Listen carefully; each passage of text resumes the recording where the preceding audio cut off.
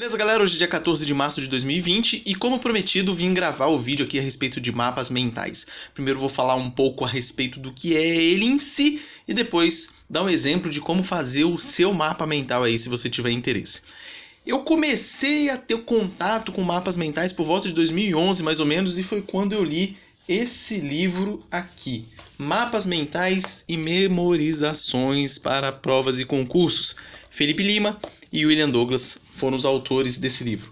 O William Douglas ele tinha escrito esse livro aqui, dentre outros, Como Passar em Provas e Concursos, na época quando eu estudava para concursos públicos. Esse livro ele é muito mais denso do que o anterior que eu mostrei, e ele também não tem... Ele fala um pouco de mapas mentais, mas ele não é tão específico e tão prático quanto esse pequenininho aqui. Olha a finurinha dele. Inclusive, eu te oriento, se você tiver interesse, adquira esse livro aqui, que ele é bem interessante. Aqui estão os autores do livro. Então, o primeiro contato que eu tive foi lá por volta de 2011 e eu comecei a adotar a técnica dos mapas mentais. Se você está perdido no que eu estou falando, deixa eu te explicar o que é mapa mental, e nada melhor do que explicar do que mostrando um exemplo. E o exemplo está aqui, ó. Isso é um mapa mental. Tá vendo aqui? Isso é um mapa mental. O mapa mental ele não é tanto uma técnica para você estudar. Ele é mais, lógico que ele ajuda no estudo, mas ele é mais para você relembrar do que você estudou, de você assimilar bem o conteúdo e de você poder relembrar com facilidade, ou seja, evocar essas informações que estão aí no seu cérebro. Você pode perceber que quando a gente estuda desde criancinha, a gente aprende a estudar linearmente, ou seja, você pega lá o seu caderno, o professor ele vai passar a matéria ou ele vai editar e você vai escrever ali nas páginas do seu caderno linearmente. Só que o nosso cérebro ele não funciona desse jeito. Nosso cérebro ele funciona mais bagunçado do que você possa imaginar. Lógico que é uma bagunça organizada, é uma bagunça onde ali tem uma estrutura, mas não é daquela forma linear. Então geralmente a gente aprende dessa forma e aí quando vai ter uma prova a gente vai na raça mesmo, lendo aquilo lá o máximo possível, fazendo exercícios tal para fixar aquilo ali na raça, fazer a prova e depois fez a prova, tirou a nota lá mínima para passar, pronto. Você não precisa mais fazer mais nada, esquece o conteúdo que você já estudou e forte abraço. O mapa mental ele vai fazer com que você fixe isso na sua cabeça, esses conteúdos estudados. Você vai fazer o seguinte, você coloca a informação principal no meio da folha e depois você coloca as ideias mais secundárias aí, como fazendo umas setas indo para os cantos das folhas.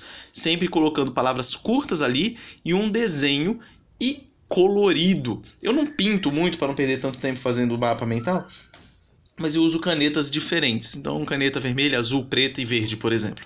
Mas eu já usei a técnica de pintar também, eu fazia os desenhos, depois eu vinha com lápis e ia pintando cada um deles. Porque cada detalhe desse que eu te falei do mapa mental, ele vai atuar em uma área do seu cérebro. Então quando você olha aquela informação no mapa mental, as cores vão fazer sentido, o formato que está o desenho vai te fazer sentido, as palavras que você coloca ali vai fazer sentido, lembrando que são sempre palavras curtas para você lembrar de cada uma das coisas. Por exemplo, aqui ele está falando a respeito de um tema aqui do... Cadê? Contrato. Não, cadê? Aqui, ó, esse primeiro aqui. Alteração de contrato trabalhista. Ele está fazendo reflexo. Tá vendo esse mapa aqui, ó. Então ele coloca palavras pequenas em cada um dos desenhos. Então, ó, a palavrinha, um desenho, todos vão te relembrar ou fazer você lembrar do assunto. Então aqui o primeiro ponto aqui.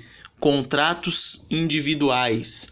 Contratos individuais e um desenho ali de um cara escrevendo o negócio. Então quando você bater o olho aqui, você vai lembrar do que você estudou, os fundamentos, as argumentações a respeito desse tópico.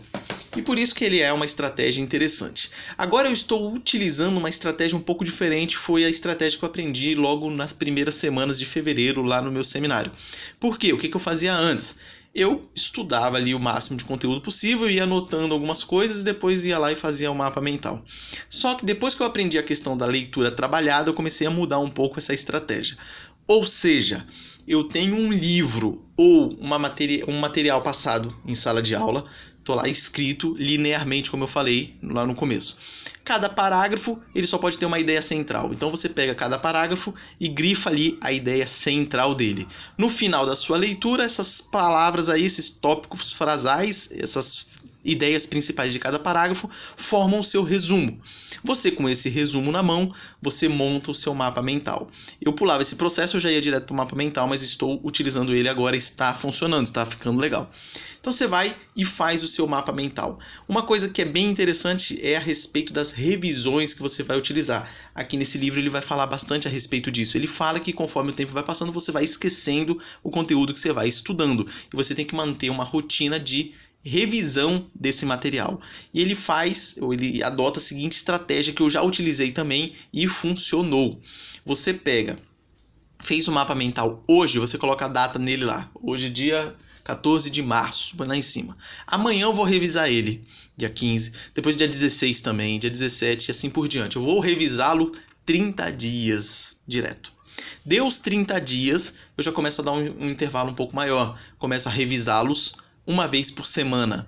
Isso durante um mês ou durante 2 meses, semanalmente. Depois de passar pela fase da semanal, da revisão semanal, você passa para quinzenal.